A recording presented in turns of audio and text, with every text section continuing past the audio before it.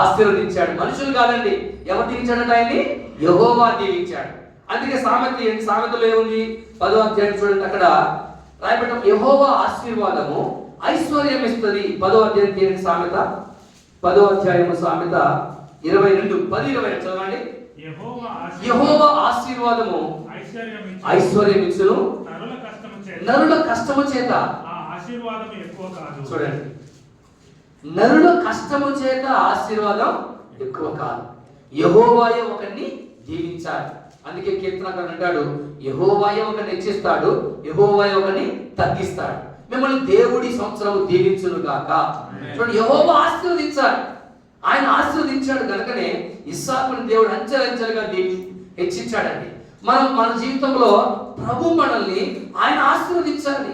ఎప్పుడు మనం దీవించబడతామంటే ఆయనకి దగ్గరగా ఉన్నప్పుడే. ఆయనకి దూరంగా ఉండి ఏం చేయలేం. ఈరోజు సాక్ష్యం విన్నాను, బెజవాడ